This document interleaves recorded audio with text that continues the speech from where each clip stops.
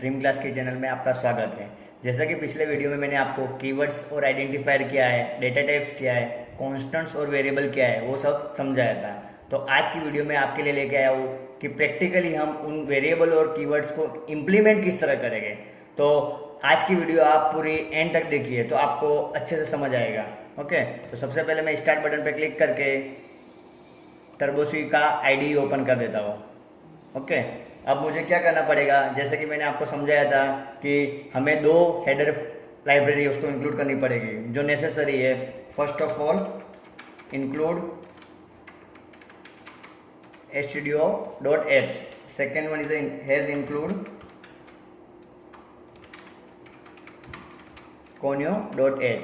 Has क्या करेगा, has आपके सी के एनवायरनमेंट को सेट करके देगा, और इंक्लूड क्या करेगा, ये जो दो हेडर लाइब्रेरी है पहले से फाइल बनी हुई है उनको इंक्लूड करेगा। स्टैंडर्ड इनपुट आउटपुट और console input output. Standard input output में प्रिंटफ और स्कैनफ फंक्शन रहे, और कंसोल इनपुट आउटपुट में गेट ch और clr scr clear screen function रहे है। उसके बाद प्रोग्राम का स्टार्टिंग पॉइंट क्या है, void main.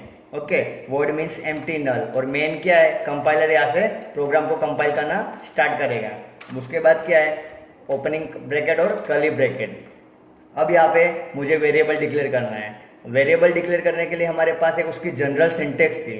Okay, general syntax में क्या है, फर्स्ट ऑफ ऑल उसकी डेटा टाइप। सपोज मुझे a = 10, मतलब कोई डेसिमल वैल्यू स्टोर करनी है 10। ओके, कोई नंबर है तो उसके लिए हम generally integer data type use कर सकते हैं। उसके बाद नेम ऑफ द वेरिएबल, जैसे कि मैंने डिक्लेयर कर दिया a, उसके बाद मैं उसको वैल्यू असाइन कर रहा हूँ जैसे कि 10। ओके, अभी इस लाइन में मैंने क्या किया है, इधर मैंने a नाम का वेरिएबल डिक्लेयर किया है और उसको वैल्यू भी असाइन कर दी है 10, मतलब variable declaration and initialization. Okay, तो इसको a नाम का वेरिएबल डिक्लेयर किया और उसको वैल्यू असाइन की। समझ सकते ना आप कि variable declaration and initialization the value. अब मैं यहाँ पे उसके बाद आपको क्या करना पड़ेगा, ये आपने एक c का लोकल वेरिएबल डिक्लेयर किया, उसके बाद clr scr। एक चीज हमेशा आपको ध्यान में रखनी है कि clr scr के ऊपर आपके सारे लोकल वेरिएबल होने चाहिए। उसके बाद मैं यहाँ पे a को प्रिंट कर दे रहा हूं,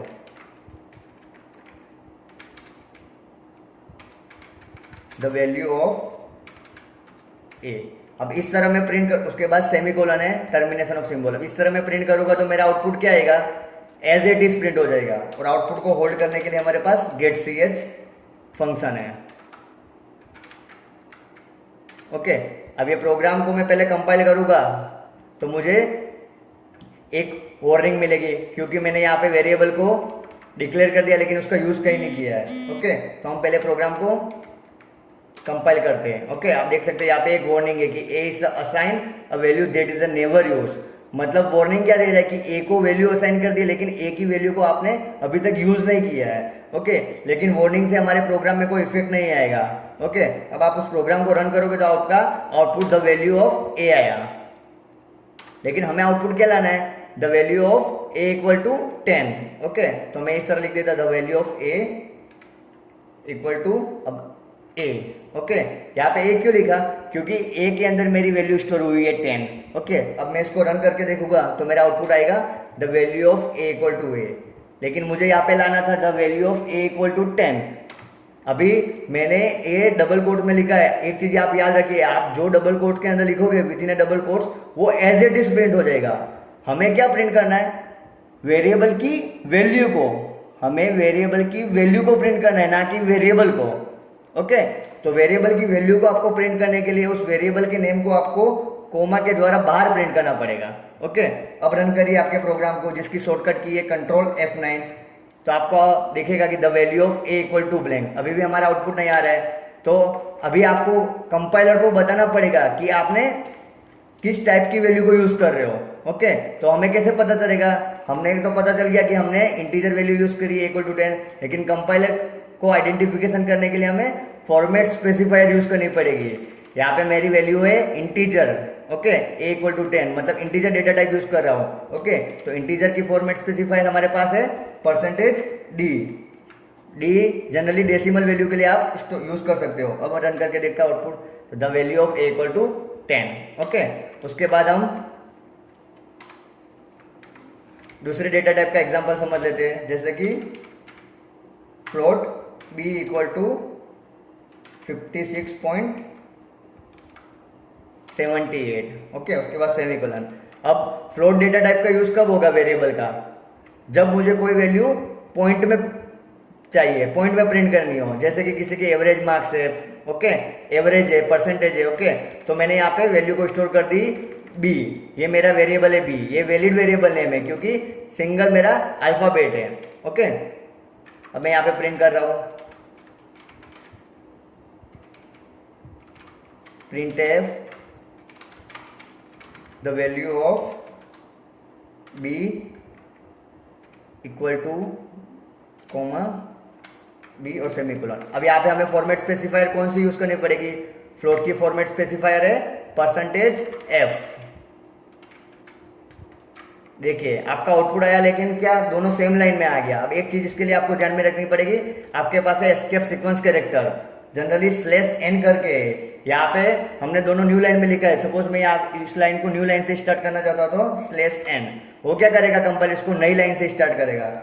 अब रन करके देखिए, आपका लाइन बाय लाइन आउटपुट आ रहा है, ओके।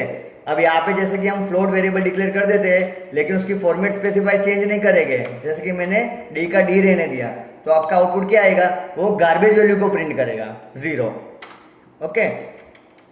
अब जैसे कि मैं उसकी फॉर्मेट स्पेसिफाई फ्लोट की एफ यूज कर रहा हूँ, तो मुझे मेरा प्रॉपर आउटपुट मिल गया 56.77।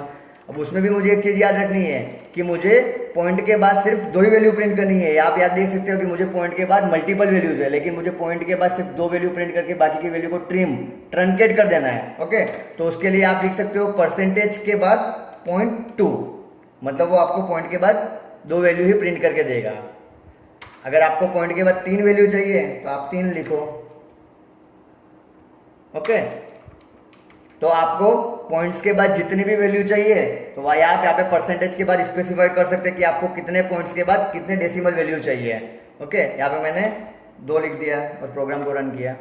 ये सिंपल फ्लोट का एग्जांपल था। उसके बाद हम कैरेक्टर का समझ लेते हैं। Character C equal to within a single quote S,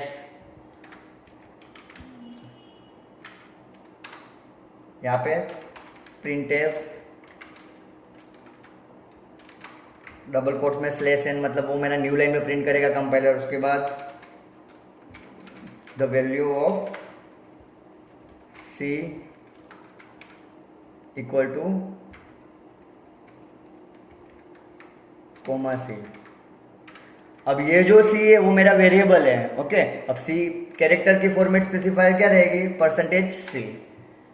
%C है जो मेरी कैरेक्टर की फॉर्मेट स्पेसिफायर है, और ये जो C है ये मैंने प्रिंट किया, और ये C मेरे वेरिएबल का नेम है, मतलब कंपाइलर इसको यहाँ पे कन्वर्ट करके देगा। जिस तरह वो A को % डेसिमल में कन्वर्ट कर रहा था, B को फ्लोटिंग पॉइंट में और C को कैरेक्टर में। अब हम रन करके देखते हैं प्रोग्राम, ओके।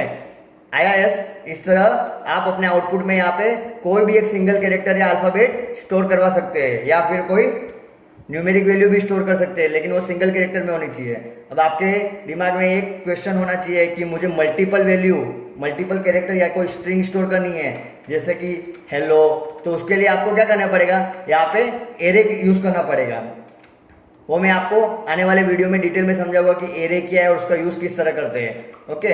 अभी मुझे कोई लार्ज वैल्यू स्टोर करनी है, जैसे कि 3 लाख 5 लाख, किसी के मोबाइल नंबर हो या फिर किसी के अकाउंट नंबर हो, तो उसके लिए आप डबल डेटा टाइप का यूज कर सकते हैं।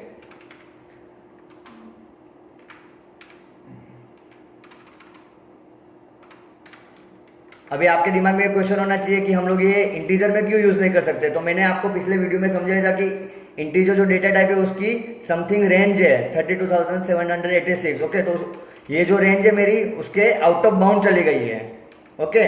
तो आप को कुछ बड़ी रेंज यूज करनी हो, बड़ी वैल्यू यूज करनी हो, किसी के मोबाइल नंबर, कॉन्टेक्ट नंबर, या फिर बड़ी रेंज हो, तो आप डबल डेटा टाइप का यूज कर सकते हैं, ओके। तो हम डबल डेटा टाइप को भी यहाँ पे डबल डेटा टाइप वाले वेरिएबल को यहाँ प्रिंट करेंगे।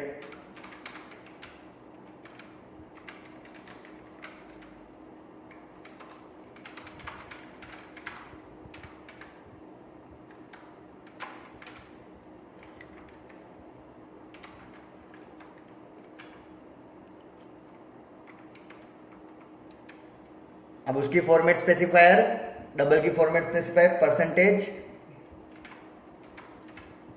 LF है, सेमीकोलन मिसिंग। देख सकते हैं यहाँ पे आउटपुट आ रहा है आपका। ओके, तो इसी तरह मैंने आपको चारों डेटा टाइप के अलग अलग एग्जांपल लेके समझा दिए हैं। ओके, तो आने वाले वीडियो में मैं आपको समझाऊंगा कि इस वेरिएबल को हम किस तरह मैनिपुलेट, किस तरह यूज कर सकते हैं। मैनिपुलेट में अलग अलग ऑपरेशन परफॉर्म कर सकते हैं, एरिथमेटिक ऑपरेशन है, न्यूमेरिक अलग अलग ऑपरेशन है। तो इसी तरह हमारी वीडियो को लाइक कीजिए, शेयर कीजिए और सब्सक्राइब कीजिए। धन्यवाद।